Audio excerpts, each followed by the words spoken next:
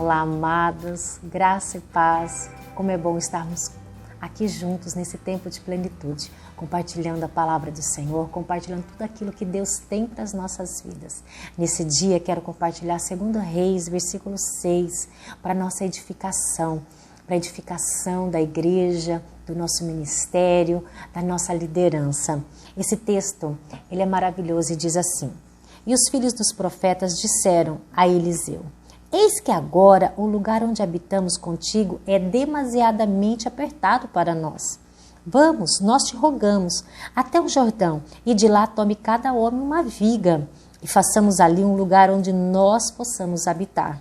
E ele respondeu: Ide vós. E um disse: Sê contente, rogo-te, e vai com os teus servos. E ele respondeu: Eu irei. Assim ele foi com eles, e quando eles chegaram até o Jordão, cortaram madeira.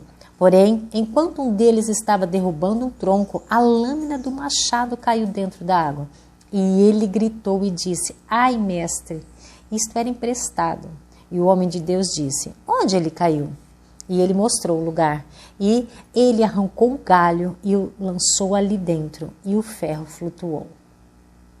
Esse texto é maravilhoso. Eu acredito que você já deve ter ouvido algumas vezes a leitura desse texto, alguém já ministrando alguma palavra sobre essa passagem do profeta Eliseu juntamente com o seu grupo de profetas, na qual ele ensinava. Esse texto nos ensina algumas coisas e eu gostaria de compartilhar com você para que a nossa liderança realmente pudesse ter uma visão clara e segura das coisas que Deus tem proporcionado para nós. Primeira delas, trabalhe duro, saia da zona de conforto. Quantas vezes você já escutou isso? Quantas vezes você escutou eu ministrar sobre isso e outras pessoas? Trabalhar duro, trabalhar muito, sair daquele lugar na qual nos deixa confortável.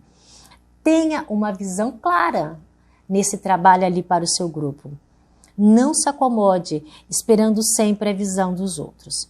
O que esse texto aqui mostra para nós, amados, é que esses profetas que trabalhavam com Eliseu, eles realmente não ficavam deitados esperando alguma coisa acontecer. Mas quando eles viam a necessidade, eles partiam para trabalhar duro. Eles realmente queriam sair da zona de conforto. Mas por quê? Porque eles tinham uma visão de Deus. Eles, quando viram que onde eles estavam ali ministrando, onde Eliseu estava ali com eles, era muito pequeno, eles fizeram o quê? Ficaram realmente desconfortáveis e fizeram o quê? Eliseu, o versículo 1 já diz: esse lugar aqui é apertado demais para nós. Nós queremos um lugar maior. Ou seja, eles estavam saindo da zona de conforto ali, do comodismo e pensando em realmente trabalhar duro para fazer o quê? Ter um lugar, um ambiente mais confortável para que eles pudessem realmente aprender, para que eles pudessem estar juntos.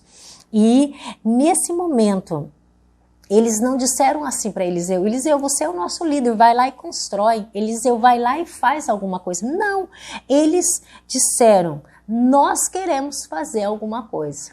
Ou seja, mais uma vez, saindo da zona de conforto. Nós estamos dispostos a fazer alguma coisa.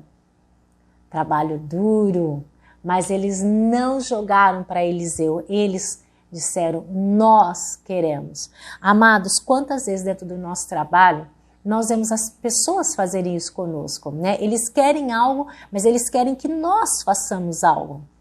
E muitas vezes nós também temos esse hábito, né? Nós queremos algo e nós jogamos para um líder, para o nosso supervisor, para o nosso pastor. Nós muitas vezes, na maioria das vezes, não estamos dispostos a fazer. E é isso que esse texto começa aqui logo no versículo 1 nos ensinando. Eles disseram a Eliseu: nós queremos fazer algo. Então quero chamar tua atenção neste momento para isso. Segundo ponto, sua equipe precisa trabalhar junto, tenham a mesma visão. Gente motivada não se cansa. Nós também temos alguns defeitos, né? Eu tenho muito esse defeito, eu queria compartilhar isso com você.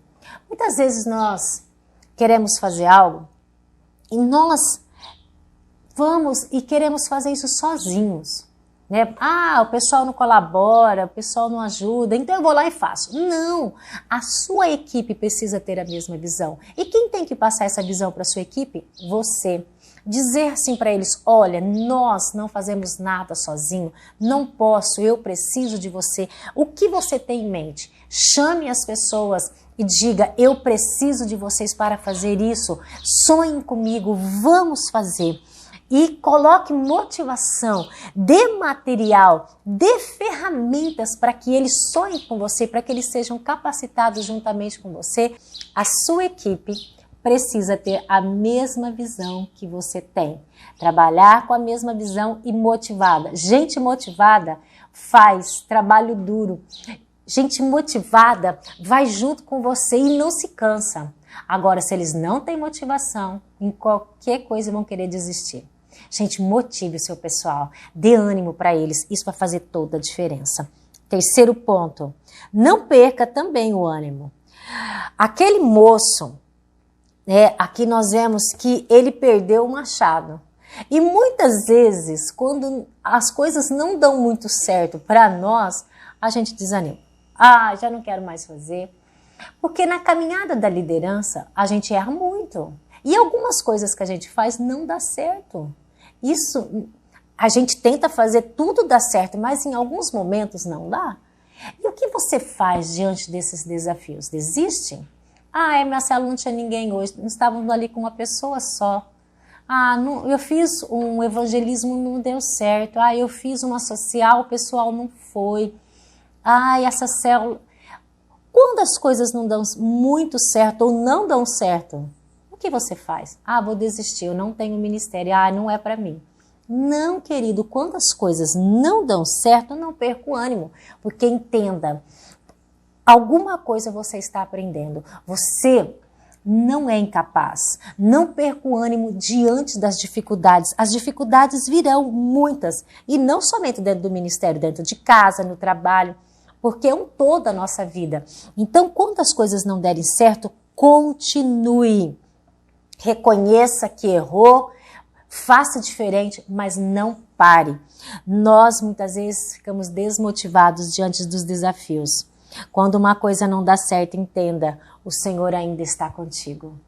Quando uma coisa não dá certo, Deus não te abandonou. Quando uma coisa não dá certo, quando aquilo que você programou, sonhou, planejou com tanto detalhes, ai, nunca mais vou fazer nada. Não, recomece, faça, creia, o Senhor está comigo. Vou fazer diferente, eu tenho, eu posso, a minha equipe é boa e eu vou fazer porque o Senhor está comigo. Quarto ponto, muitíssimo importante que nós aprendemos aqui. Não esqueça, o que você tem não é teu. Esse moço que estava ali, um dos profetas junto com Eliseu, ele estava com um machado. Porque o que acontece aqui nesse texto, eles foram a um determinado lugar cortar madeira. Nós estamos vivendo um outro tempo aqui. Eles não foram lá no Alicerce, no Tem de Tudo, aonde mais, no Leroy, comprar um material de construção. Não, é uma outra época. Eles foram realmente cortar madeira. Eu imagino ali eles cortando árvores, para que fossem fazer esse lugar maior. Estamos vivendo uma outra realidade. E quando ele cortava ali, o machado, a ferramenta de trabalho cai na água. Certamente num riacho ali próximo. E aquele moço fica apavorado, porque ele sabia que aquele machado não era dele. Amados, um outro detalhe. Se fosse hoje, caiu, não tem problema, vou ali comprar outro. Mas nessa época nós temos que entender que o ferro, a lâmina do machado era muito cara e não tinha em tantas quantidades como tem hoje. Então um equipamento, um material desse, essa ferramenta era muito preciosa e cara. Então esse moço entendeu, e agora? Era emprestado. Porque o valor era grande, ele certamente não tinha condições de comprar um outro para entregar para aquela pessoa que havia emprestado. Entenda uma coisa, dentro do nosso ministério, tudo que nós temos também é muito precioso e muito caro, porque foi nos dado através do sangue de Jesus. Jesus, ele pagou um preço muito alto pela sua vida, pelo seu ministério, por tudo que Ele te deu. Então pense muito bem nisso. O que você está fazendo com aquilo que Deus te deu, com as ferramentas que Deus colocou em sua mão? Você sabia que é emprestado? E um dia você vai ter que prestar conta ao Senhor dessas ferramentas? E o que você tem feito com elas? Jogado dentro do rio? Entenda isso. Você tem muito, porém não é seu, é emprestado. E um dia você vai ter que prestar conta. Diante disso, saiba, tudo que está com você é do Senhor. Faça uso com excelência de tudo isso. Quinto ponto, muitas vezes é preciso voltar onde você caiu e recomeçar novamente. Aquele moço, quando o machado caiu, ele não saiu correndo. E agora? Não, ele voltou ao lugar onde o machado caiu. Muitas vezes no nosso ministério nós erramos e a gente dá continuidade sem consertar os erros do nosso passado. Amados, não continue nada se você tem erros pendentes no seu passado. Perdão, mágoas que precisam realmente serem revistas. Por quê?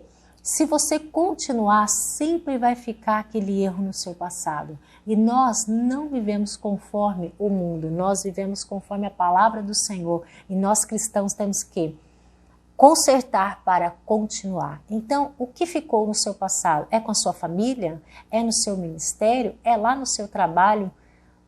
Onde precisam ser consertados? Volte lá, conserte o que se perdeu, aquilo que caiu e recomece. Mais um ponto. Você faz o que é natural, mas o Senhor faz o que é sobrenatural.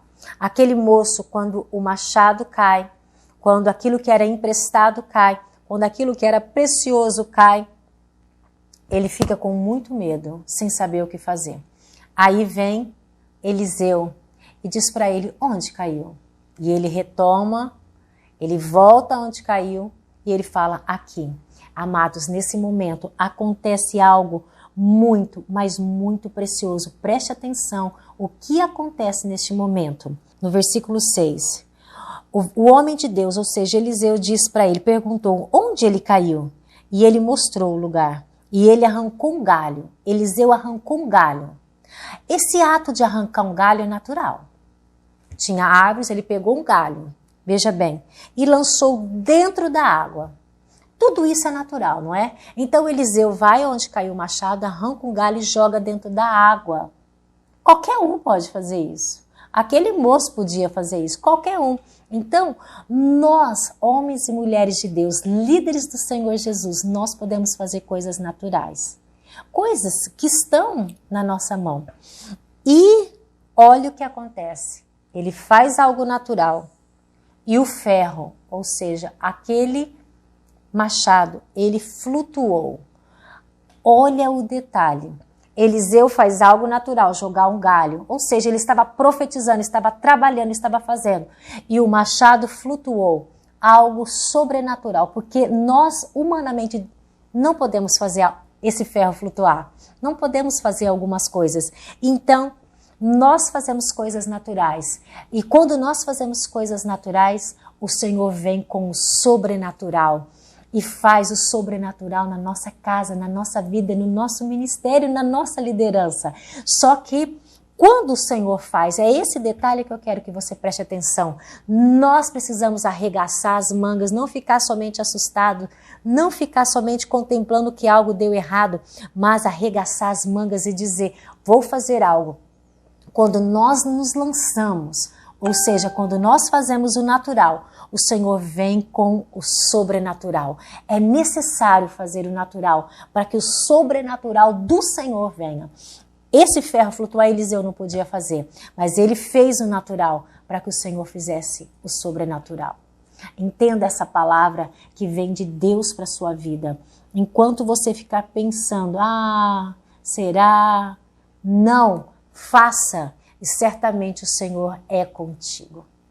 Essa palavra, Deus ministrou muito no meu coração, num dos cafés dos pastores lá de Marília. Eu assisti online e Deus ministrou muito no meu coração, dizendo, Carla, faça o natural.